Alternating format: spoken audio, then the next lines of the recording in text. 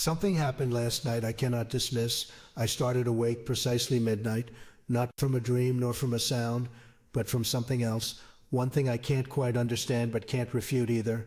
My eyes popped, and I was quite awake, only wide awake, no grogginess or confusion. And the odd thing was, I realized straight away that I hadn't come out of sleep on my own. I had been awakened by somebody, though not empty. The room was dark. I could feel it, a presence so real that my heart started beating faster, not from fear but from awareness. I sat up slowly, looking around, trying to understand what was happening, and then I felt it, a warmth spreading through my chest, gentle but undeniable, and I knew Jesus Christ was there, in my room, at midnight. I didn't see him with my eyes, but I felt him with every part of my being, and before I could even process what was happening, I heard his voice. Not loud, not dramatic, just clear. He said, "I woke you, because I need you to hear something, and I need you to share it." My hands were shaking.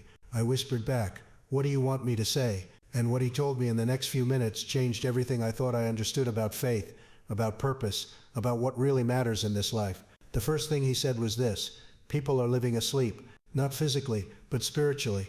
They go through their days distracted, busy, constantly moving, but never truly awake to what's real. I felt that truth hit me like a wave. How many times have I done exactly that? How many days have I filled with noise, with tasks, with endless activity, but never stopped to actually feel anything? Never stopped to connect with what's deeper than the surface of my life? Jesus continued, and his words were gentle but firm. When people are spiritually asleep, they miss the moments that matter. They miss the quiet whispers of love. They miss the signs of grace. They miss me. I sat there in the darkness, and tears started forming in my eyes, because I realized how true that was, not just for me but for so many people. We're all running so fast, chasing so many things, that we forget to wake up to what's actually happening around us. The beauty, the connections, the presence of something greater. He said, "That's why I woke you at midnight, because midnight represents the darkest hour, and it's in the darkest hour that people need to wake up the most." I understood immediately. Midnight isn't just a time, it's a symbol. It's the moment when everything feels heaviest, when hope feels farthest away, when we're most tempted to give up, and that's exactly when we need to be shaken awake. That's when we need to remember that even in the deepest darkness, we're not alone. I asked him, "What do you want people to know?" His response was immediate. "Tell them that waking up spiritually doesn't require perfection. It doesn't require having all the answers. It just requires willingness. Willingness to stop running. Willingness to be still. Willingness to listen." I felt those words sink into my soul. How many times have I thought I needed to have everything figured out before I could truly connect with God?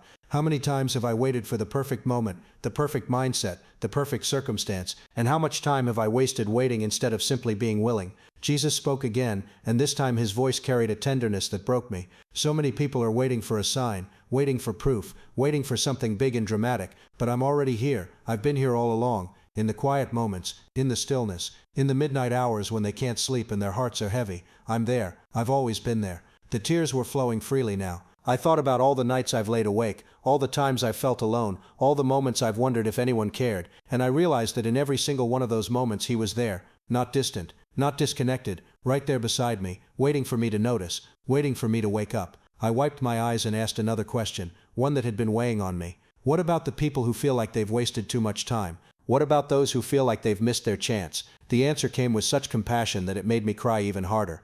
Time is not what they think it is. Every moment is a chance to wake up. Every breath is an opportunity to choose differently. It's never too late to turn around. It's never too late to open your eyes. It's never too late to come home. I sat there, letting those words wash over me. It's never too late. No matter how long you've been asleep, no matter how many years you've spent distracted or disconnected or lost, the moment you wake up, the moment you become willing, everything changes. That's grace. That's the gift. As I sat in the darkness, I began to understand why this message was so urgent, why he woke me at midnight, why he wanted this shared before December 17th. Because people are struggling right now. So many are carrying burdens they don't talk about. So many are feeling lost, feeling alone, feeling like they're stuck in their own personal midnight with no way out. And Jesus wanted them to know something critical. You can wake up, right now, this moment. You don't have to wait for circumstances to change. You don't have to wait for everything to be perfect. You can wake up to the reality that you're loved, that you're seen, that you matter. You can wake up to the truth that even in your darkest hour there is light, there is hope, there is presence.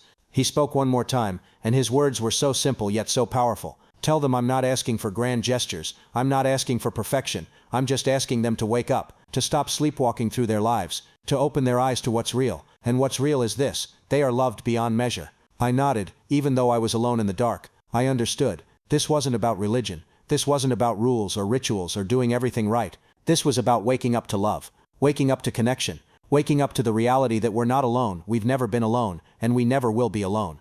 The presence began to fade, not suddenly, but gently, like the tide slowly pulling back from the shore. And as it did, I felt something settle in my chest, a mission, a responsibility, not a heavy one, but a clear one. I needed to share this. I needed to tell people that they can wake up, that it's not too late, that midnight is not the end, it's the beginning.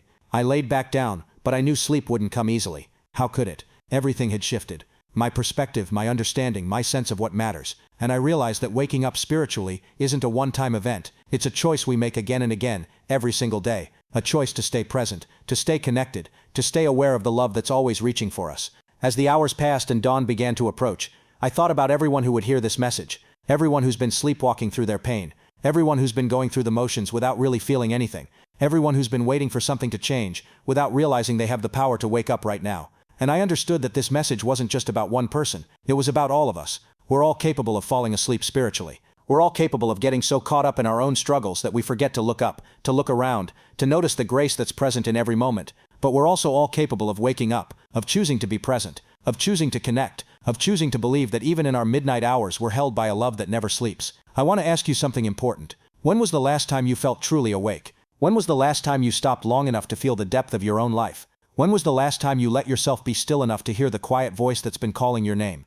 If you can't remember, then maybe this is your moment. Maybe this is your midnight wake-up call. Maybe Jesus Christ is reaching for you right now through these words saying, wake up, open your eyes, see what's real. You are loved, you are not alone, you never have been. Don't ignore it. Don't brush it off, don't go back to sleep. This moment matters. You matter. And the choice to wake up, to truly wake up, could change everything. As the sun finally rose outside my window, I felt a peace I hadn't felt in a long time. Not because everything in my life was perfect, but because I was awake, truly awake, aware of the presence that had been there all along, aware of the love that never left, aware of the grace that's always available, even at midnight, especially at midnight.